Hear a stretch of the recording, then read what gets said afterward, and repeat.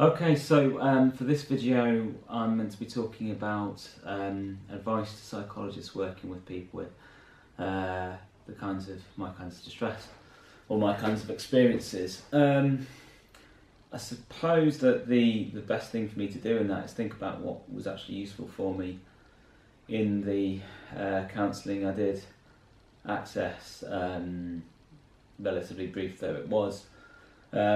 It's a bit of a weird one because I suppose as a therapist myself, I guess I had a fairly specific kind of take on being in there.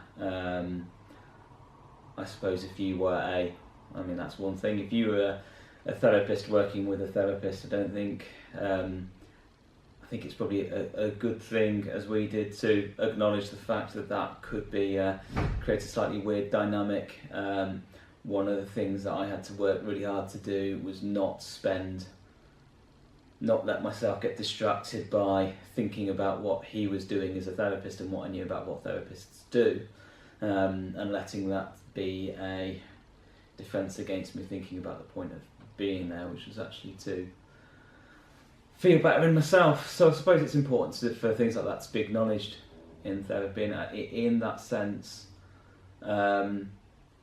I think it's always a valid point to start with acknowledging what might be hard about accessing therapy, what the particular contexts are, acknowledging the fact that you're the fact that we're both male or whatever that context might be. I'm trying hard here not to just get into me thinking about what I'd be saying as a supervisor and actually thinking as someone who's used therapist. So I suppose the things that I remember noticing made a real difference for me were, I think, being prepared to acknowledge and apologise when you get something wrong. There was a particular moment where I think I was talking about, he'd asked me whether I spoke to one of my friends about how I was feeling and stuff like that, and my thoughts about myself, particularly about my expectations about I should be the best at whatever, all of these kinds of things, and I got into a conversation about how with one of my best friends we could talk about things, but we tended to talk about it in a very intellectual way, and that we both acknowledged the ultimate limitations on knowledge of truth, and that we would use that kind of as a reason sometimes to go, this is what I think, but actually of course I could be wrong. And he referred to that as being quite a neat way of avoiding, or a neat way of maintaining this cycle. And I remember being a bit pissed off with that and kind of saying, I don't think I do it deliberately. And he immediately, or pretty much immediately, responded with, no, I don't suppose you do. I can see how you don't. There was just something which basically said, which recognised that, okay, what he'd done there was something that I think he'd tried to talk about it in a particular way that he thought would match with how I was feeling at that point. I made it very clear to him that I didn't, and then he acknowledged that and allowed us to move on. I think that was important. It's important to acknowledge when you've got it wrong. Always important to acknowledge when you've got it wrong, and show that you're actually that you're prepared to learn about what the person in the room has to say. That felt important to me. I think the other thing that was useful for me in particular, and whether that would just be a thing for me, I don't know, or whether it'd be relevant for other people, is that things that he observed, he was prepared to bring into the room. Basically, he was prepared to make sure that he recognised and spoke about it with me. One example being the fact that when I'd gone along in the third session or whenever it was, that I sort of passed a point where suddenly things had clicked into place for me in a different way. I was able to feel better about myself and recognise the link that I've spoken about in one of my other videos.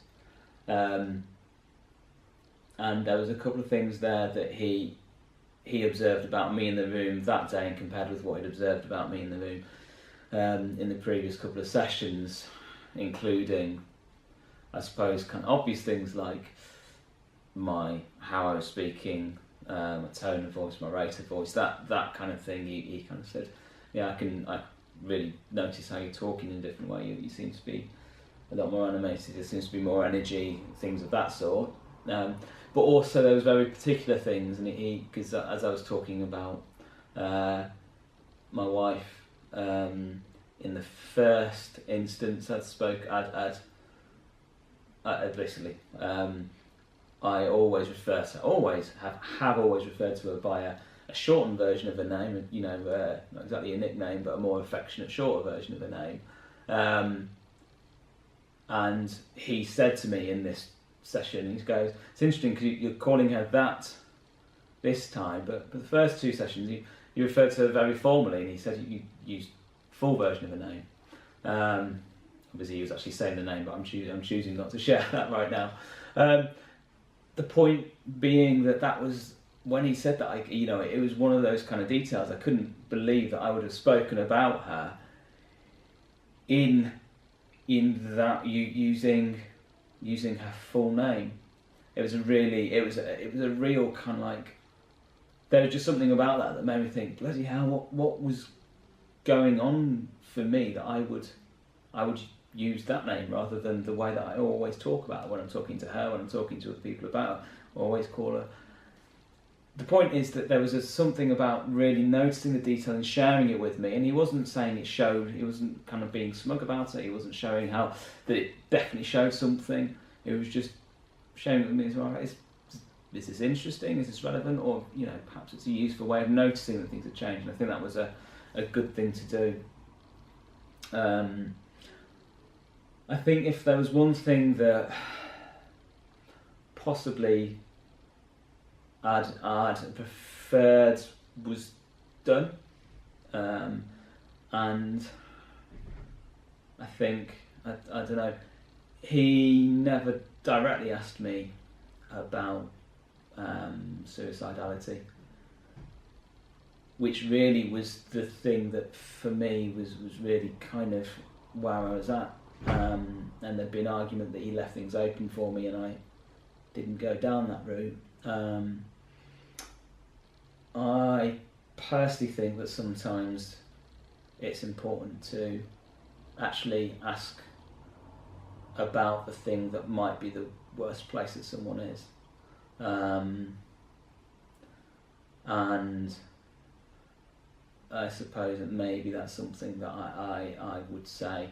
Actually, I'd encourage therapists, I think, from my experience of having been in the other chair, that I wish he'd asked me, because I think I would have liked to have been able to talk about it with him. I think I would have felt safe if I'd been able to talk about it with him. But I didn't feel like I had a whole thing at the time of worrying that I was just basically some middle-class white boy with first world problems. You might be watching this thinking that I was, which is fine if you do. But I suppose I was sort of not wanting to, I don't know. The point is that if I'd been asked, if I'd been asked directly, I think I would have said, and I think I would have liked to have been able to talk about that, and I didn't do because I wasn't asked, and that would be something that I think I'd say as advice is always to be mindful of what might be the worst fear in someone's mind, and actually ask, even if you don't ask explicitly, even if you don't guess what that fear is, actually maybe ask that question about what is the worst thing for you at the moment, what's your worst fear, or something of that sort, which might help people to share with you the thing that they feel like they need to talk about but might be afraid to do so.